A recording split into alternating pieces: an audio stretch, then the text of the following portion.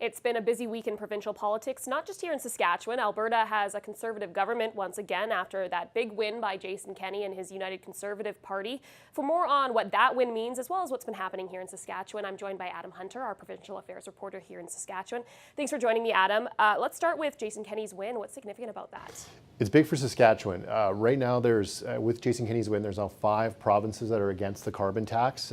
Ontario, New Brunswick, Manitoba, Saskatchewan, and now Alberta. Jason Kenney says one of the first things he's going to do is repeal their carbon pricing plan that was under the previous government of Rachel Notley. And that gives now 60% of the population in the country have a government that's against the carbon tax. The other reason why it's significant for Saskatchewan is some of the things that Jason Kenney was promising in his platform are things that Scott Moe says he's entertaining. Just today we see that an equalization referendum, that's something that Jason Kenney said he would do if pipelines weren't built.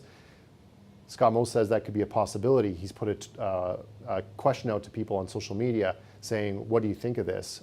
Yesterday he basically said, I haven't considered it, but it's something that I wouldn't rule out. Now we're seeing that that's being ramped up. And there are a few other examples of things that Jason Kenney is proposing, as Scott Moe seems open to doing, the turn off the taps legislation, and even suing interest groups that they say aren't providing factual information or damaging the energy and agriculture sectors.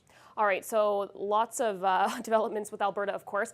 Here in Saskatchewan, the Premier says his Minister of Rural and Remote Health stepped over a line, but a small one, with his comments on abortion. Tell us what happened there.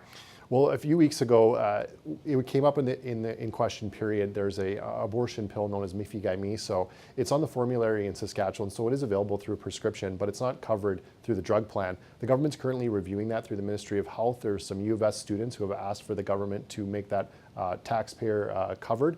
The government's saying they're reviewing that now. Now, while this is happening, Greg Ottenbreit, the Minister of Rural and Remote Health, went to an anti-abortion event and gave some pretty strong words about his positions, his beliefs, and saying that he would do everything in his professional capacity.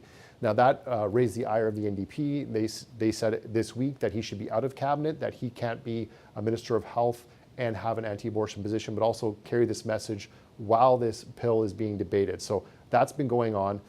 Next week we'll have a break for Easter, so we'll see if this is picked back up in 2 weeks. All right, anything else that we're watching on the horizon?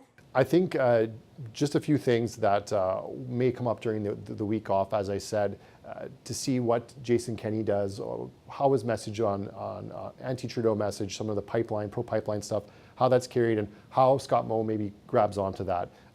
He's been very aligned with them through the campaign. They have a very similar message. We'll see how Saskatchewan the government latches on to Jason Kenney as he gets going here as the new Premier of Alberta.